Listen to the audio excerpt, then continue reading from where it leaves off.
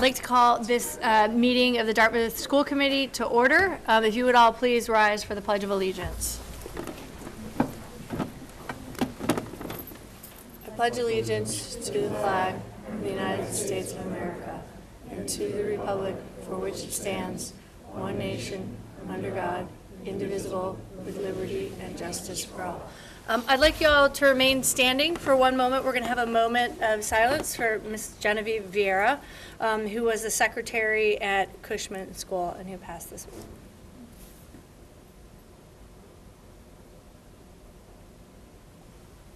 Thank you. Please be seated. I'd like to remind everyone that this meeting will be taped for future airing on DCTV, and I'd like to ask you all to silence your cell phones, if you please. Can we have a call to order, please? A roll call? Shannon Jenkins. Here. Christopher Garth. Here. John Nunes. Yep. So I just want everyone to know that Mr. Oliver is sick, and I believe Ms. Karafotis is away on personal business, perhaps, so they will be unable to join us this evening. I'd like to start our reading by opening it up for public comment as to any of the items that are on our agenda this evening. I'm looking around to see is there a microphone? Do we have a microphone for public comment? Up on the stage. Up on the stage. You get to go all the way up on the up on the stage for public comment. Thank you. Thankfully, the stage is an old friend of mine.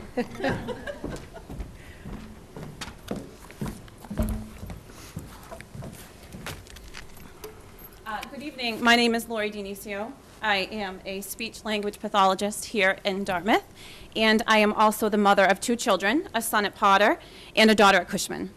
I stand before you tonight wearing both hats to discuss the opening of the proposed preschool classroom at Potter. I feel like I'm in a unique position to talk about this topic as I work at both Potter and Cushman, as well as having children who attend both those schools. First, you should know that given my occupation, I am a staunch advocate for early intervention and education provided by preschool. And we do preschool well here in Dartmouth. I see this in the progress of the children on my caseload, as well as watching my own daughter develop a love of learning in her time at Cushman. Secondly, as a North Dartmouth resident, who by the grace of my village is able to send my daughter to Cushman, a 25-minute ride each way, I am also acutely aware of the need for preschool options for those families living on the north end of town. However, I am very concerned about this proposed classroom. I am concerned about the lack of adequate space at Potter School and its ability to take on more students. I am concerned that music and art, and even potentially reading and math specialists, or myself, will lose their classroom space and be forced to work on carts, in hallways, in closets to provide service. I am concerned that my first grader at Potter will end up in a class with 26 other students because there isn't space to keep the 4th classroom open at his grade level. Class size is already a concern in many grade levels at Potter. What will happen when we take away another classroom? Adding more students without adding more space will complicate an already overcrowded building. I am also concerned about the planning for this. Preschool students are complex and come with very different needs, and you don't know that until you live there. In order to accommodate that, a lot of money is being budgeted to provide for those needs. In my view, this is happening at the expense of the other students already enrolled in our school system. Important positions such as PE teachers at Dartmouth High School and an ABA therapist for the district are not being funded, all to create a new program, which seems at best experimental. Shouldn't we do more for the students we already have? Shouldn't we strengthen the programs already established? Shouldn't we provide for the needs of those students first? I don't envy your job. You make hard decisions, you do a lot with a little bit of money, less and less each year. But this move to create a new preschool, although noble, I feel is a detriment to the bigger picture. If this budget gets approved and the classroom is a go, we will do right by those babies. We will make room for them at Potter, and we will welcome them with open arms. As our former principal, Jackie Figueredo, used to say, we will put on our big girl panties and get over it. But I just wonder, if it will truly be quality education for all. Thank you for your time.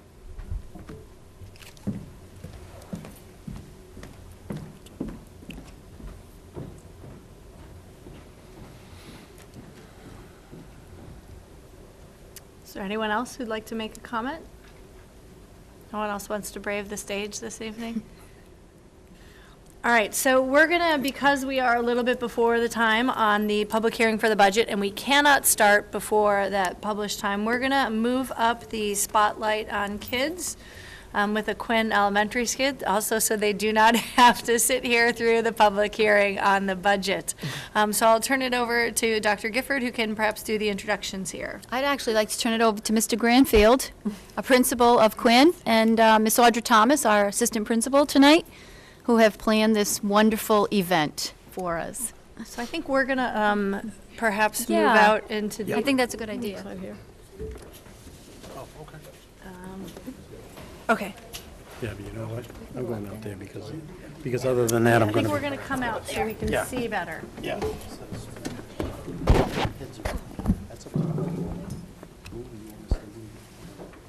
I'll move.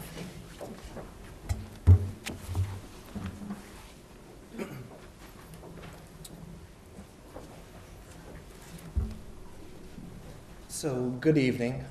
Tonight is Quinn's night to present on the spotlight of the fantastic things the students have been able to do so far this school year. Students have been working extremely hard since September, and tonight Mrs. Thomas and I have a few slides that we'd like to capture as far as building-wide initiatives that we've been able to do.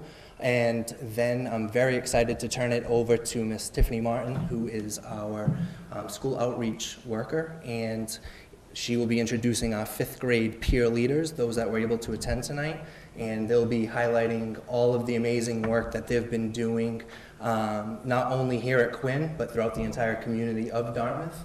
And they've truly set the bar extremely high as far as the engagement and the excitement for all students, and the feedback from parents, teachers, and other students are eager and excited to learn more about the 5th grade peer leaders, and have really sparked that interest for next year of really where we can take this initiative. So with that, I'll turn it over to Mrs. Thomas. Thank you, Mr. Granfield, and I apologize, I'm going to be looking down at some notes as well because I can't see the screen that well from here. But I am going to start with a couple of initiatives that are going on district-wide. So not only are they happening or have they happened here at Quinn, but they've also happened at the other elementary schools, DeMello, Potter, and Cushman School. So the first one is our Unity Day. So Unity Day was actually celebrated in October this year. And for those of you that have children here, you know that that day the students wore orange to stand united against bullying. And we have 3 fabulous outreach workers here at Quinn. So on that day, they did go into the cafeteria and talk with the students. And Mrs. Martin, you can see her in the left photo. And she's seen here with some of our 4th graders. And there they're stating the Unity Day pledge, where they speak up when they see bullying, they reach out to others when they see bullying, and they're a friend whenever they see bullying. So that's kind of the whole topic there. But then on the right, you can see a group of our kindergarten students as well. So it is done in all of our cafeterias that day, and it's kid-friendly from kindergarten all the way to 5th grade. And again, that's something that all of the schools are doing. As well with our Mix It Up Day, that is also celebrated in October. And really, the students come in wearing all kinds of mixed up clothing, which is really fun for them. And they're also taking a risk. So at lunchtime, the students come in and they get to pick a colored paper, and they sit at a different table that day. And they have sentence starters, and they can talk to new friends. And that's really important for the kiddos here. And lastly, something else that is also happening in all of our schools is our iSTEM. And iSTEM is Innovation, Science, Technology, Engineering, and Math Club. And we do it here at Quinn as well as at the other schools. And this started as an 8-week program that started back in January. And the students, I can tell you from experience, because I'm here and I also have a kindergartner that comes to iSTEM every Wednesday morning, they have fallen in love with this program. So much so that we are having another one coming up in March because there was so much interest. So here you can see our K-2 students in the left photo, and they are working on some coding. And to the right, you can see some students working on some robotics. So again, just some stuff that we're doing across the district, some really fabulous stuff for the kids. Thank you. Last year at this presentation on the Quinn Spotlight, there was a presentation by Miss Kate Powers, our librarian here at Quinn, for acknowledging the fact that Quinn won the Top Reader Summer Reading Program. Well, we're pleased to announce that with Ms. Powers' initiative of really motivating students for that summer reading and making it engaging and really doing so much work and tracking the amount of hours that were read, pleased to announce that for a second consecutive year, Quinn was the top school in the entire state of Massachusetts, again, for the most hours read. And as you can see, Quinn logged 586,000 plus hours, which is about 112,000 more than last year. And for the second year in a row, the First Lady, Mrs. Baker, was able to come down and present citations to the top readers at each grade level.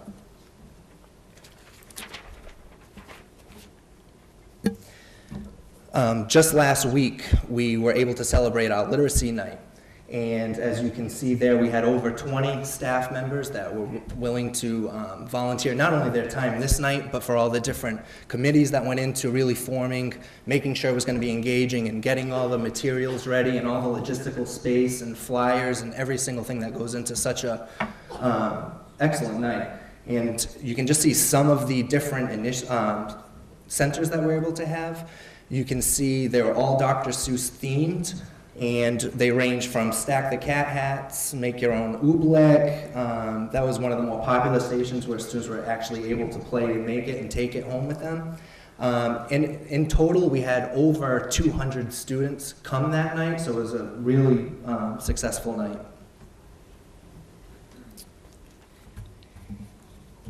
And as you know, as a district, the implementation of PBIS, Quinn has monthly PBIS Rallies, where this is the first year that each month there's a character trait that students are able to be taught and really focus on and make a point of emphasis to really show all adults and classmates in the building that they're working hard towards this goal. And teachers nominate anywhere between 1 to 3 students that they think have really modeled that character trait throughout the month. So that picture is the winners from the respect character trait, and other character traits range from honesty, courage, flexibility, and so on. Another initiative that is aligned with this is, for the first year, our school council back in September had recommended having parents come to it. That oftentimes they found out that their student won just by bringing home the citation or the certificate that they had. So this year we've streamlined a process so that parents are able to come and surprise their students in the audience and then stay and take photos with their child after. And then we're able to highlight the photos, the photo that you see here in the wall in the main hallway of the school. So that will stay up there for the month, and it really brings that excitement, the awareness, and students take pride in trying to meet the character trait of the month so that they can be the winner. And at this time, the feature presentation would really like to have the 5th grade peer leaders come up, along with Mrs. Martin.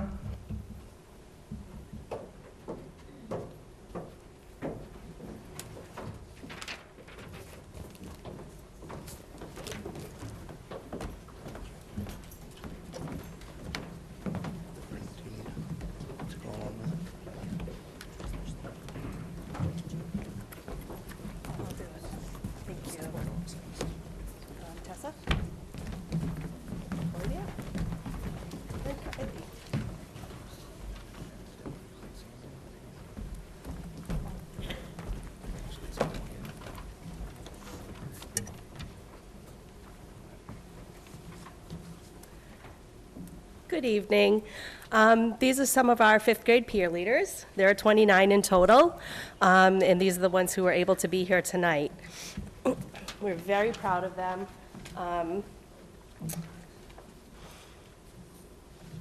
and some of them will be reading excerpts from their essays that they wrote to become a peer leader.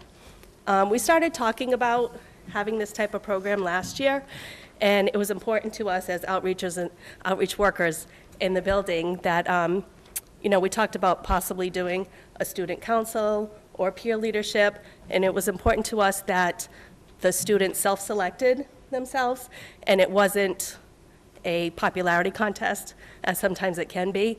So these are the characteristics we were looking for. And once they were selected, these are the leadership skills that we've been working on. So they wrote an essay, they completed an application, they got their parent consent because they need to come sometimes before school and after school. Excuse me. They got 3 recommendations from teachers in the building, teachers being any adult in the building. And they also had to get 20 peer signatures. And once all that was turned in, they attended an interview with myself and the other outreach workers. So, like I said, we have a few girls who are willing to read you part of their essay that they wrote. You're going to go first, Kylie?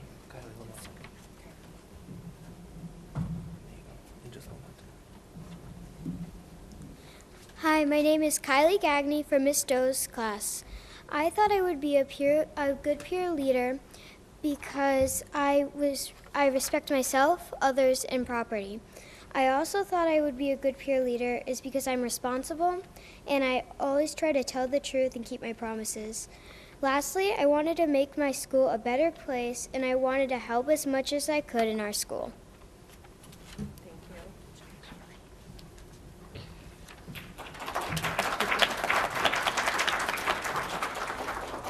Hi, my name is Olivia Bloom Glover from Miss Vosie's 5th grade class. I thought I would be a good peer leader because I work very well with little kids and I have a lot of patience. I am also a respectful student and keep my commitments. I want to do things around the school to make it a better school.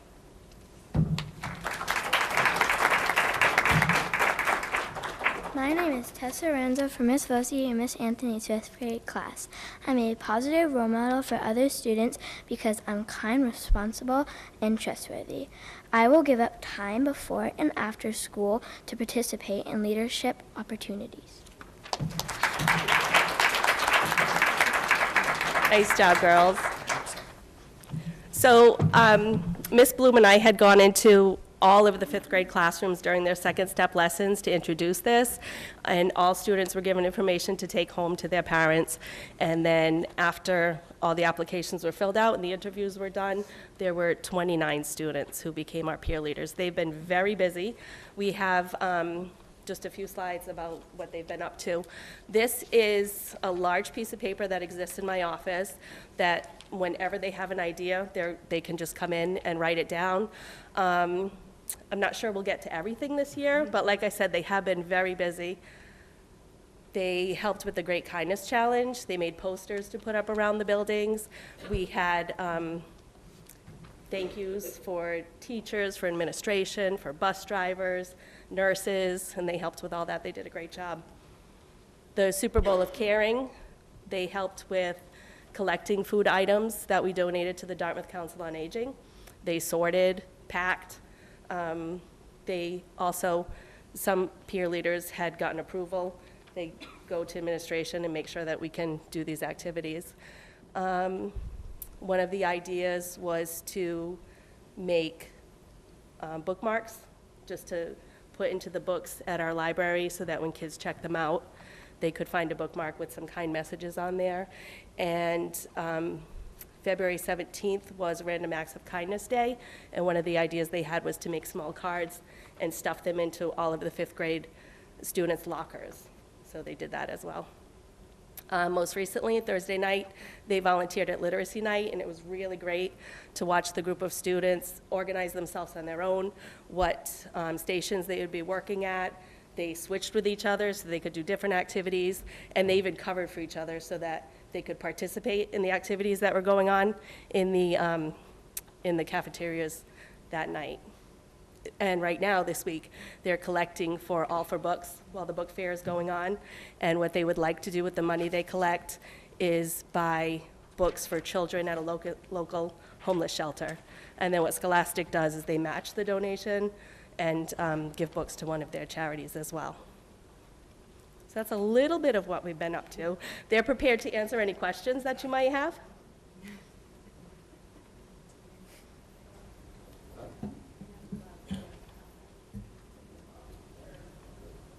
I don't think we have any questions. I think Dr. Gifford does. Can you go to a microphone? Oh, sure. I'll get yelled at if you don't. I was wondering what someone might suggest to another student coming up that wants to be a peer leader. What process they might undertake, how they might get to be a peer leader. Does anybody have any ideas?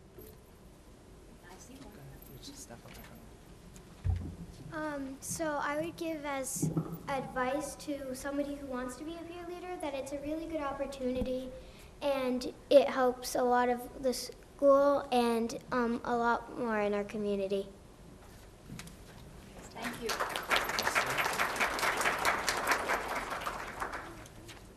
Well, thank you very much. We're really very proud of all the work that you're doing. This is amazing. Thank you. Thank you.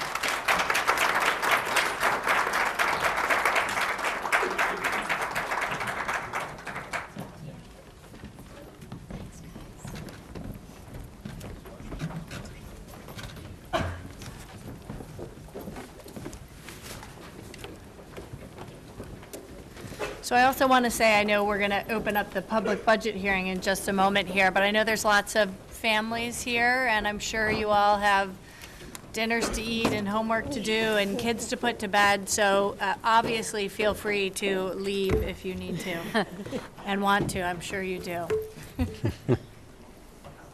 Although you're welcome to stay. We'll do that. I like that peer leadership group. That's wonderful. Done a nice job with it. We'll do the public hearing on the budget, then we'll do the Okay, that's fine. That's fine. I'm good with that. Mr. Crowley's not going to get up, right? Did we let public comment here? Yes, that's what the hearing's about. Yes.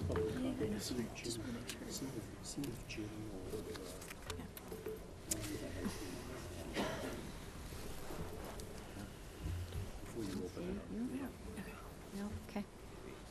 So I'm going to check with Dr. Gifford and Mr. Kiley first to see if they have anything they want to say about the budget before we open up the public hearing for comment. I think at this point we can have our Okay, hearing. so at this point, we can open the public hearing on the budget. If anyone would like to make a comment on the budget or has questions, the microphone is up on the stage and available for you.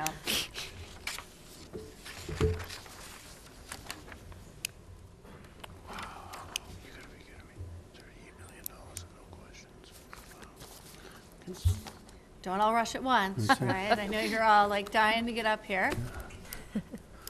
Well, Madam Chair, make a motion, we close the hearing. I have a second. Might as well. It's giving you all the time in the world just to make sure here.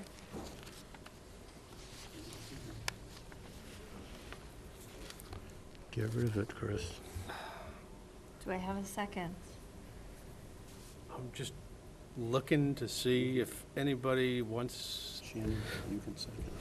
All right, I will second the motion. Mr. Nunes is looking at me to move this along. Is there any other further discussion? One last chance? No. Chair hearing none. All those in favor? Aye. Aye. Opposed? Motion carries unanimously. All right, so at this point, I would entertain a motion to approve the regular session minutes of February 13th, 2017. So moved. Second. All right, any further discussion? Hearing none, all those in favor? Aye. Opposed? I'm going to abstain on that one since I was not present. I will also now entertain a motion for the executive session minutes. So move, Madam Chair, with the stipulation that they be held until the matter for which they were intended is complete. Seconded. All right, any further discussion on the executive session minutes? All those in favor? Aye. Opposed? And I will abstain on those as well because I was not present for that executive session. So that brings us to our student representative report. Would you like to tell us what's going on? Yeah, of course. Hi, everyone. So Dartmouth High has been pretty busy the last few weeks. This past weekend, the varsity hockey team had a lot of success. They defeated Middleborough Hull on Saturday, and this is in their playoff tournament. So now they're moving on to compete against Old Rochester Regional High School on Wednesday at 6:45. That'll be held at the Gallo Ice Arena in Bourne, Massachusetts. So that's really exciting. Congratulations to them. Also, in athletics, Colin McCabe is a senior, and he took third place in the New England shot put competition. He made Dartmouth High really proud, winning the All-State tournament and then moving on to the regional tournament. So we're all very proud of him. Taking place at Dartmouth High School on Wednesday, I mentioned this at the last meeting, but I just want to reiterate that TED Talks will be held in the auditorium the entire day. It's a half a day. At Dartmouth High School, and they will be taped. So I believe that they'll be able to be accessed on the YouTube channel. I'm not completely sure, but since they will be taped by the Media Club, I think that any member of the public can access them through the YouTube channel. Friday, March 17th, we're holding our annual Mr. Dartmouth pageant. This is a fundraiser for the junior class. It's always a great event, very entertaining, and we have 10 Dartmouth High School seniors competing. It'll be held at 7 p.m. in the auditorium that night, so that's really exciting. And then just one last thing, the National Honor Society is holding a fundraiser this month at Not Your Average Joe's. And if you say that you're supporting the National Honor Society any Tuesday in March, then a portion of the proceeds will go towards our international charity. So that's about what's happening in Dartmouth High School. Great, thank you so much. So next we will move on to old business. We'll begin our discussion of the FY18 budget. Mr. Kiley, I'll see if anything's changed in the last 5 minutes. Now you want to add something for us? I could add just a little bit. Great. We haven't changed anything in the budget since the presentation, the last school committee meeting, but I have had the opportunity to speak with Mr. Barnes at Town Hall regarding our budget. And it looks like the town side of government is in a slight deficit. We're in a slight deficit, but not something that at this point we feel we really need to worry about. There's some moving parts that are still changing. Health insurance numbers are just coming in. State aid, House Ways and Means budget is still not available to us. And we're hopeful that even though there's some revenue issues at the state level, that they'll still hopefully step up and hopefully provide a little more Chapter 70 aid than what Governor Baker proposed in his budget. So nothing alarming at this point, and we feel like we can work out the deficits that we have at this point. So. We do have a joint meeting coming up in April with them. It is the 10th. So. Does anybody have anything on the committee they'd like to add here? Mr. Garth? I want to speak to maybe some of the concerns that were addressed earlier about the preschool program at Potter, and I share the concern of the Potter community about space issues. I think that's something that while we've been steadily in favor of providing pre-K services in the northern part of town, we've been aware from the very beginning of the potential space problem that it would have. I wonder if perhaps the solution to that problem exists not so much in choosing A over B, but maybe addressing other parts of how we do what we do. For example, a lot of the development that's taken place in town over the past 5 years is in the northern part. Maybe we need to look at how we are districting the schools. Maybe there's a population that is, shiftable to alleviate the overcrowding that might exist in one place if we, move some parts around, and that wouldn't necessarily take dollars. It might be, not the best solution to some families, but it certainly does allow us to provide a service and show respect to the students that are there at the same time. So I wonder if that may be the path that we take to resolving that discrepancy rather than, addressing one of the others. I do think, and I think, in speaking with some of you, there is a concern about the phys ed situation at the high school, but we are at the point now, and this is what I have spoken about for a number of years now on this committee, there's not enough money in this budget to do everything that we think is best for students any longer.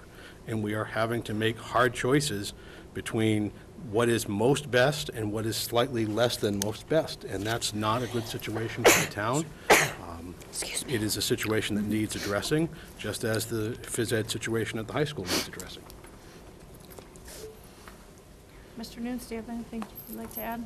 No, I echo my colleagues' concerns with, the population at Potter School. I know to redistrict is not a, you don't snap your fingers and it takes place type of deal. It's there are a lot of moving parts that have to go into play and such, and I know this committee over the years has been very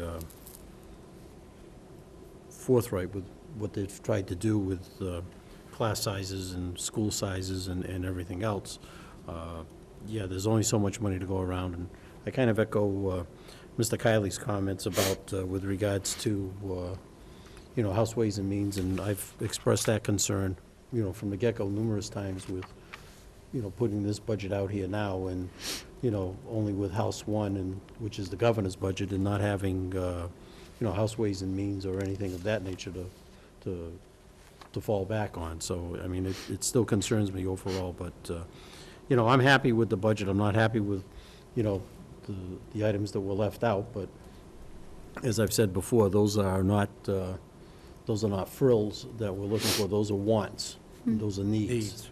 Okay, and we just don't have the resources, and there are tough decisions that have to be made, and that's what we get the big bucks for as school committee members, to make those decisions. So One more thing about, I think, to your point, Mr. Nunes, the issues with funding from the Massachusetts state government have been around for a long time, and there's a certain regularity to that, and I think we can be somewhat comfortable with knowing what might happen. The healthcare issue is much more unknowable at this point because of the national public health issues. And in speaking with Mr. Barnes myself, the number is up this year in part because the state of Massachusetts doesn't know how much it's going to get when and where the Obamacare rules are changed. And that lack of confidence is probably going to last a lot longer in this budget cycle than we'd like it to. So it's possible that we may go quite a while not knowing exactly how bad the situation is now. The good part about that is there might be some money available in June and July that's not there now, but we won't know that until we get there. I strongly suspect that we're not going to end up finding money in June or July in the state budget. I don't think things look good from a national position. I expect that we will be taking on at the state level a lot more costs that the national government will be shedding. And that's going to put a strain on our budget, both in the short term and the long term. I also think, since I've been on this board, I've said this, our funding for our schools, the people who work here do amazing things with the money we have. We are among the lowest in the state. Right? And I know people think it's enough, and I will say it time and again, it's not. We're not doing enough for these kids, and we need to do more, and I've held signs on corners, and I've worked on overrides, and I've been shot down a lot, but I will continue to say that, and I will continue to work for that. For me, on the preschool, this is a real dilemma, right? Because for me, equity is a really big guiding principle. But here we've got equity concerns on both sides. In terms of providing preschool to a part of our town that is not served, and I drive not that far north for my work every day, and I take every back road in the book to get there because I know how much of a challenge it is to cross through this town. So we want to do that. On the other hand, it's not fair to ask them to have a school that has larger class sizes, less space. all of those sorts of things. And so this is a real struggle for me on this, because it's competing principles of equity. That having been said, I'm also really, really a strong believer in the benefits of early intervention, and we need to do as much as we can, both for the kids' sake, but also for our bottom line. The money that we invest in preschool will save us money down the road. Early intervention works. So I think we've got to find a way to do it, but we've got to also find a way to ensure that other kids don't suffer because of it, and that's a really tough choice. It's not fun. Mr. Gary? We have 3 voices tonight, not 5, so I think it's important to include we do not intend to do this on the backs of our teachers. We, in addition to being fair to our students, we need to be fair and professional to our teaching staff, who are the most important resource that we have in the district. And right now, the economic circumstances that we have in front of us are hampering our ability to do that. Anything else? Good. All right, so moving on to the next item, our agenda, the 2017-2018 calendar. I guess I missed a lot of fun discussion at our last meeting. And we will pick that back up. Is there anything we need to add from the administration side on this? No, it's, I believe some of the committee members might want to add some ideas to this, though. So we'll open it up to that. One of the things that I think, in reflecting on our conversation from last week, one of the things I think we absolutely need to do is address the policy, I think it's ICA and ICG, that starts the school year on a Tuesday before Labor Day.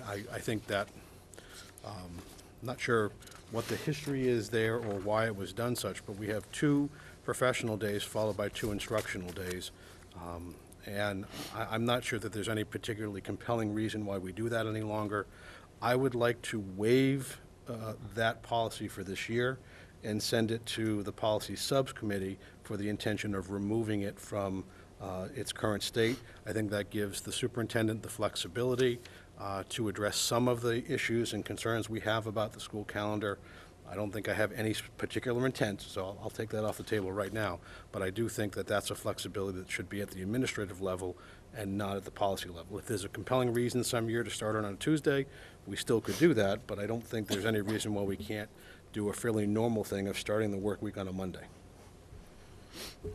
Mr. Nance? One of the things, a number of years ago, we got into, we had a kind of like the winter we had a couple of years ago. And we had a number of snowstorms and everything else, and we were up against it, coming to the end of the school year now. And this is not 2015, but this is a number of years ago.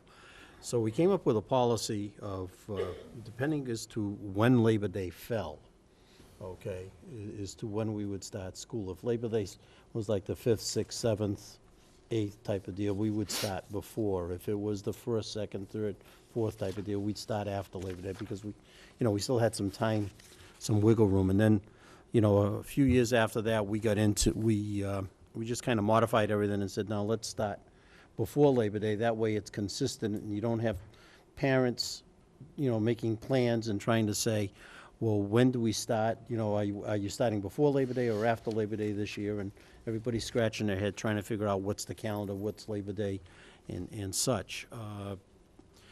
We've always had, in my time frame here, school has always basically started Wednesday. Classes have been Wednesday, Thursday, and Friday. Yes, we had one year that we had Wednesday and Thursday, and then we had the long Labor Day weekend, which is fine. Give everybody a chance, one last hurrah. People made plans for the weekend, that type of deal. So to go at it that way. But, if you have, professional development Monday and Tuesday, or staff days, just on a Tuesday, I think you're good. I don't have a horse in a race here, in all seriousness, type of deal. I'm good the way this is with classes, with students coming back in on Thursday. If we move it back that they come in on Wednesday, and you've got the teachers in Monday and Tuesday for professional development. I'm okay with that. It boots, the last day of school back one day because you've got one extra. Or go in and say, okay, you'll be here Wednesday and Thursday, and let's make Friday, for the long weekend. Yeah, it violates every principle. I got that. Okay, I'm not worried about policy at this point in time. I'm just trying to make common sense. So however we go about it, I'm good. I'm not sure where I stand, to be honest with you on this. I mean, I've thought about it. On the one sense, we have a written policy, and right, I'm kind of a by the rules kind of person.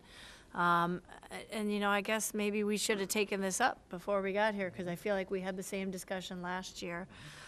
So in a certain sense, I'm inclined to leave it as it is, but to really actually go back and look at the policy this year. Other than that, I mean, I think I'm fairly fine. As a Midwesterner, the whole February, April vacation thing still baffles me a little, but I'm learning to build a bridge on that. The one thing I would add that I've learned from some of my Midwestern relatives, which I thought was fairly interesting, is that they do their parent-teacher conferences in the week before Thanksgiving, in part because so many people are trying to travel that even when you have a half day on Wednesday, right, anyone who tries to go to the airport on Wednesday afternoon, it's a nightmare. And so one of the things they did was they would do their parent-teacher conferences the Wednesday before, which allowed people to get out a little bit early.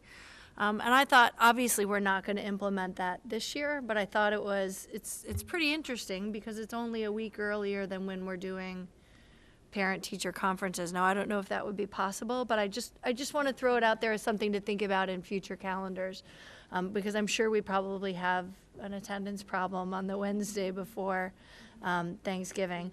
And, as someone who doesn't travel for Thanksgiving, because I have classes, I would come in for a parent-teacher conference that Wednesday. If I had to travel and go away, I might schedule it for the other day. So that might be something, I don't know, again, there may be workload issues about getting ready a week earlier, but I just thought I'd throw that out there as something to think about, having maybe that whole Wednesday off and going a full day on another day. Anything else? No, I don't, I would not like to approve this calendar tonight. I would agree. I mean, there's only 3 of us here, and I think our colleagues also had some concerns, and so I think I would like to make sure. Would that be okay if we wait till our next meeting But to vote on I it? would like to make a motion that we waive that policy and see where it goes, because I think that could be part one in, it doesn't compel us to change the schedule at all, it just gives us the opportunity to. You may make that motion. Did I just do that? Okay. Okay. So we have a motion. He wants a motion to waive the policy on the school calendar for this year. And do what? Nothing else at this point. Nothing, just take the requirement that we start on a Tuesday out and allow the schedule for this year to be determined by the superintendent. 5 of us? Yeah. Okay, Yeah. all right, fine, Yeah. okay. I'll second that motion. Okay, that's fine. I'm good with that. Okay, so I have a motion and a second. Do you have any other comment? Nope. I'm not going to vote for it. I think we have policies, so we have policies, but that's fine. If there's any further discussion, all those in favor? Aye. I'll oppose, so that passes 2 to 1, which means if you'd like to make changes for our next So we'll meeting, we bring can. a couple of Scenarios. this one and the other one, what it would look like. Yeah. So you can then Choose A or B. choose A or Okay. B. All right, so that closes the books there on old business. We'll open it up for new business with a discussion on school choice. Dr. Gifford, do you have any Yeah, I you'd just like wanted to share? give you a little bit of information, as I know next meeting we'll have the public hearing on that and ask you to take a vote on it. But in preparation, I just wanted to offer a little bit of information to you, just to let you know, this, again, as you recall, we accepted 30 students between our freshman and sophomore classes. We had 5 sophomores come in, and the rest were freshmen. So, of course, we've looked at the numbers of those kids moving on into the next grade level. Our numbers have not changed as far as total enrollment over the last few years. Again, we've remained steady, even with the increase of the 30 students. the number of students that left coming from 8th to 9th grade, they kind of washed out. So it wasn't like we had our traditional number of students and then increased by the 30. So it really stayed the same. We lose about 60 to 70 students every year traditionally from 8th to 9th grade. The students that have come in, when I checked with the high school, have had great success. We've had great attendance with those students, no discipline issues. They've really become part of the Dartmouth Public Schools, 100% participated in extracurricular activities, etc. As you know, we will receive funding for that, and it was $150,000 for this year that will come into a revolving account that we will then be, we'd like to, obviously I'll be recommending to continue with the school choice for next week and recommend a number, somewhere between 30 and 40 to continue that. But just to let you know, the 150 of course comes in, and then that will continue, and then the added money each year. We'd like to build that up to be able to accommodate some of these things that we aren't be able to fund right now. We have a few ideas for this year. We want to go very slowly and just use a little bit of the money for some things that some of our folks requested that we felt we weren't able to take out of, put in the operational budget, such as, for example, perhaps before school club stipends or small items, and then as we accumulate more money, be able to purchase other things, such as I was saying today, some of this wonderful technology, 3D stuff I saw at the conference this weekend. So that's, I just wanted to give you that idea of, it's been a great success. We've had no issues, and again, the funding is something that we really can use going forward, and it will just continue to increase. And one thing, what we will be doing going forward is checking with the folks that are here, the kids, ensuring that they're coming back. I can't imagine they won't, but every now and again, somebody might change their mind. But also that siblings, if there are siblings in those grade levels, they would have first choice to be able to come in as well. Just to let you know also, we were able, with Mr. Kiley's help, accommodate transportation, the kids that could get to a bus stop in Dartmouth, as long as there was, and we would continue that as long as we had room. If there became an issue where there was no room, obviously we couldn't do that. So it's been successful from our end, just to give you that idea. Any comments? Mr. Garth? My first comment is that, we can't speak out of both sides of our mouths, where we, stomp our feet and pound our fists and say the town needs to give more money and not go look for some on our own. And I understand that school choice is seen differently in different parts of the community, but so are tax overrides, so are debt exclusions, so are cutting programs. And it is unfortunate that we are in the situation that we're in, but the school department is going to continue to do everything it can to provide a quality experience. This is one of the few levers that we have to generate revenue all by ourselves, and I think it's part of our fiduciary duty to the community that we do it. Mr. Nunes? Well, I'm not going to waver as I have in, to be perfectly honest with you, and no disrespect, I'm just not one who has ever been in favor of school choice, and with all due respect, I will still sit here and vote no. No disrespect to anyone intended or anything of that nature. I'm grateful and I'm thrilled that we have students that want to come to our school system. I mean, we're all advocates for our schools, and the great job that our teachers, our administration, our custodians, everybody does to make this a top-notch school system. But it's just, for me personally, is a fundamental issue, so that's my logic behind it. So I would agree with Mr. Garth on this. I think it's something that we need to do, particularly when we have capacity. Having served on the Finance Committee, I know we're talking about starting out with the non-recurring expenses from this, because until we have several years under our belt and this becomes more normal, I don't want to sort of rely on this money. The other thing that I would potentially like to see next year, and this is from conversations in the community, is whether we can move our date of decision a little earlier. I know a lot of students who are in private middle schools who are trying to make their choice. And to the extent that we can align our school choice decision with the application process, we may be able to, I think, like I know a lot of people at Friends, they have younger siblings, and so for parents who are looking for maybe a high school to go to, maybe they're from New Bedford or one of the surrounding towns, they can drop their child off at the high school, and then they can drop their child off at Friends. Okay. So they would like to come elsewhere to come into Dartmouth, but they're also applying to other private schools. And so our timeline is not quite aligning with them. For people in the community at schools like that, you know, they know we have to take them, right? So they have that sort of fallback. But I think from some other surrounding communities that are going in there, they might find that option attractive. And so it might be a way, again, to get people coming into the program. So I'd like to see that. And then the other thing that's kind of related, it's about being creative about generating revenues. I'm hoping that on a future agenda, we might get an update on the international students program, because that's giving that to another you one. tonight. So if we can put that on, that would be That's for great. tonight. Okay, I think she said she's going to talk about it tonight. great. Okay, so any other Nope. No. discussion? All right, so, and now we're going to move on to That's this. correct me if I'm wrong, we're going to have, A that, hearing. that's 2 weeks from today, or Correct, 3 weeks from and, today. and the 27. vote. Yeah. Yeah, that's fine. All right, so now we'll move on to school committee policy KHB. Ms. Roy, are you going to take that one up?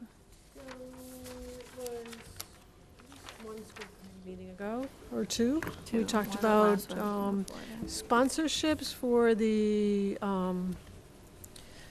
video component of the high school.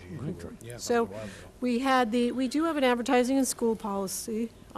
It referenced established guidelines, which we didn't have. So the only change to the policy that the subcommittee recommended was the very last line, where it said, school publications may accept and publish paid advertising. Under established guidelines, we put advertising/sponsorship. So we just added the word sponsorship. Okay. And then we developed some overriding procedural guidelines to go with the policy, which said that these sponsorships and partnerships should align with our core values and principles, the goals of the school and the values of the school department, as well as avoid negative representations. And you can see those in the 3 bullets listed below. We also added that the school or district would not be required to sell products or services related to these partnerships or sponsorships, advertising component, and that the superintendent at his or her discretion may choose not to enter into partnerships not aligned with these standards, goals, and values. Each building administrator shall review annually these partnership and sponsorships for their building. So we wanted to provide some general procedural guidelines that were referenced in number 6 in the policy. But the only change to the policy itself was that we added the word sponsorship. So this is a first reading of the change to the policy. Can we add in bullet number 2, we have voted to legalize marijuana in the state of Massachusetts. That will bring commercial activity associated with that. It's not technically in the guidelines. It's not technically tobacco. It's not technically okay. alcohol. So I think we need to, in the guidelines, Add it. In we number need to 2? add something, right? Because it will soon be a legal substance. Oh, down the bottom. Yeah, and the Oh, under the bullets. bullet. The yeah. bullet. Yeah. All Okay. right. Right, I mean, vaping, I guess that is, I don't know. I don't know enough about vaping to know, is it tobacco? Someone educate me, but I just want to make sure we're covering everything, right? Because this seems to, it's presented as an exhaustive list, but there are some things that seem not to be covered there. And we also have another policy subcommittee meeting this Wednesday, so any Right, other yeah. feedback we can take back to the committee. Any other comments? My only other question is, I know it's in the text of point number 2, but should we add discrimination in that list of prohibited relationships as well? I'm not sure if they speak to the same thing. Where are we looking? Mr. Garth? In Number point 2. number 2, we say that they must be consistent with the policies prohibiting discrimination. but then we don't say that we're going to avoid partnering with companies which promote discrimination. I don't know if we need to have it in both places or you know.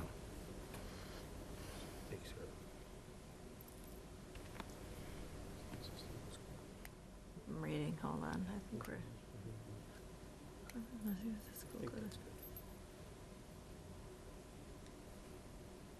I think the first, point number 2 covers that, right? We're not gonna, Yeah, corporate I'm support. not entirely sure. If you discriminate, we're not, it won't be consistent, so therefore it's prohibited. My only other comment is the last line. I understand that the superintendent may choose to enter into the partnerships, but then the building principals are responsible for Annual reviewing screening. them. And they review them and make the recommendation to the superintendent, Doesn't that still mean it's the superintendent who's doing the review? the secondary level, yeah. Yeah, I think maybe that. Kind of a we- two-tier. I understand that the superintendent could choose to have that done through her discretion.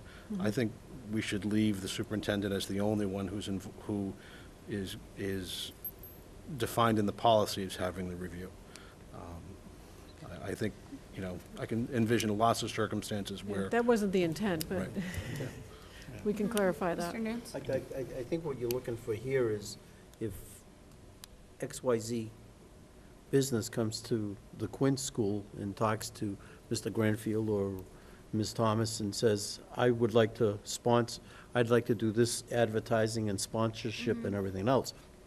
It's going to start with the building administrators getting the information and vetting it out. Right. And that type of deal. And then if they're okay with it, then forwarding it to the superintendent for his or her approval. Right.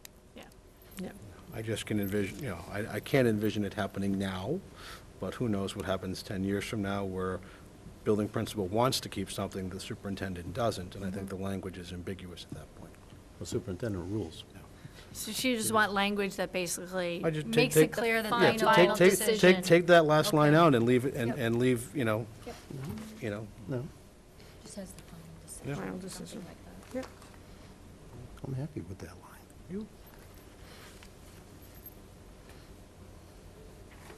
All right, so this is the first reading, so we're good. First reading, Yeah. yeah. Okay. All right, so next up, we have the superintendent's update. Okay, we have a lot going on. You just asked about Education, so, well, that's the company that we have partnered with. Just the week before vacation, I finally received approval from CVIS, the Homeland Security. We have been approved, finally, as a site that can welcome international students in. That doesn't mean we're ready yet, but that was a giant hurdle. With the paperwork, et cetera, that was submitted. So we finally received that. I have then submitted what they call like a profile of the high school to the company who will, matter of fact, I hadn't heard back from our new rep because Steve Jenkins, who you met, Yep. the man that looked like Santa Claus, right? Santa Claus's cousin. That's right. He's left the company, and we have a new rep now. And so I was at the conference, the national conference this week, and I was able to track down Educations. They were there, so had a conversation with them. But we've submitted now our profile for the high school, kind of just describing who and what we are and the things we have to offer, et cetera. So I've also asked Mr. Parati here, he's working on some videotape as well as getting some pictures up and really an advertisement, if you will, a marketing for other reasons for our high school as well as this. So it's kind of a twofold thing. So he'll be getting me some pictures, et cetera, be submitting that. We have missed the brochure, the official brochure that goes out, but they have a website now, so they continue to market schools on that. So that's where we are with that. I was just happy to receive the approval finally. So come the fall, it's possible we could get a couple of students. We have missed the brochure, as I said, but with the website and the marketing, there is a possibility that we get. So all in all, it still may be another whole year where we see some real, something really be produced from this program. So that's where we are. I was happy to see that, because it took forever, as you know. Yeah. Took forever. So what else is happening? We have our CPR, our Coordinated Program Review interviews coming up with Desi this week on Friday. As you know, they'll be coming in April at some point to start our visits to our school and really auditing how we do business. As you also know, we have received the retirement notice from Miss Massini at Tamello, so we'll be wishing her well at some point, but sad to see that, but we'll be losing an exemplary administrator, but looking forward to the future. I attended the National Superintendent's Conference last week in New Orleans, and it was, the title was Leadership, Personalized, Accountability, and Visionary. And I was showing them the brochure of, my goodness, it's like everything that goes on at these conferences. And it was really a wonderful experience, some of the sessions that I was able to go on. So I'm very happy to be able to do that. I have to let you know as an announcement that the Southworth Library, in case you didn't see the brochure, and we have posted it on our website, but on the Facebook, but we'll continue to do that, has a free exhibit open to the public between March 3rd and March 30th, and it's about the Wampanoag history, 400 years, and our grade 3 students have projects in there, so if you get a chance to stop by there, that'd be Some much amazing appreciated. projects. What's that? Some amazing projects. I haven't been yet, Yeah. so I'm planning on stopping in. And as we already talked about, the literacy night was a great success at Quinn. Our DHS, our high school drama club, participated in, I'm not quite sure, I didn't get all the information of a competition. I believe it was down at the Cape somewhere. Down in Bourne. Okay. The theater group, right. And Best Actor was named Kempton Campbell, and our tech crew received an award for Best Set Design, so that was wonderful. And we have, under Mr. Galashaw's supervision, I guess, he's been meeting, we're really getting ready for MCAS because we'll be doing online assessments in all of our schools, and so we're working on that, having meetings and making sure we have everything scheduled, et cetera. So we've been doing some of that this last week or so, and we'll be continuing that. So I guess that's about it. Lots going on. Which one? No, John's going to mention that. Any questions, comments? Nope. So now it's time for the report of the chair, which I had none, because I Right. realized I would be chair at about 4:30 this afternoon when I got a call from Mr. Oliver. Though I will say, we had a meeting, the DEF board just recently, or some of us, and the call for applications for Dartmouth Educational Foundation grants will be coming out soon. So please share the word in your schools, start thinking of cool projects to put forward, because we have money and we'd like to give it to you. So now, any other matters that may not have been anticipated at the time of the agenda? Mr. Nunes. Thank you. Just a couple of things in the kind of music-related type of deal. Just thank you to everyone who attended our Pops concert our annual scholarship Pops concert last Thursday night.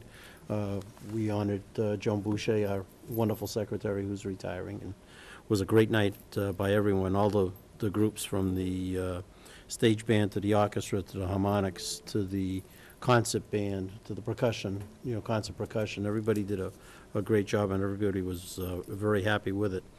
Our indoor percussion this past weekend had a long day down in Trumbull, Connecticut.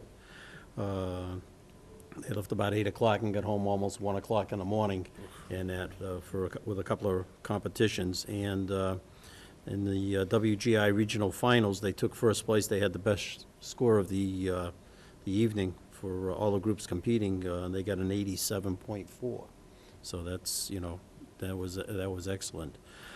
This Saturday, starting at 5 o'clock at the high school, we've got NESBA indoor percussion show going on. Starts at 5 o'clock. We've got 20 groups participating.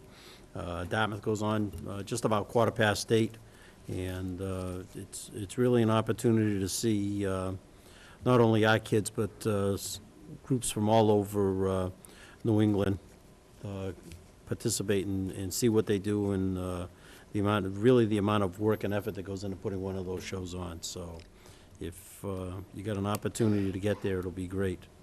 So that's what I got. Anything? Nope, I think we've done a lot of talking tonight. All right, so we're on to our next meeting, which someone is going to have to tell me when our next meeting is, because I wasn't here last week, and I had 3 meetings on my schedule, and we 20th? canceled Is it one. the 20th? So now we're in the 27th. 20th, you're going to tell us? 27th. All right, That's right. no, awesome. That's right. Okay.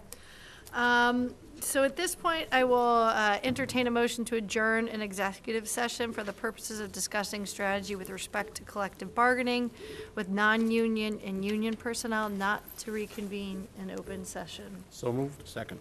All right, so I have a motion and a second. Any further discussion? We have a roll call, please. Shannon Jenkins? Yes? Christopher Garth? Yes? John Nunes? Yes. Thank you very much.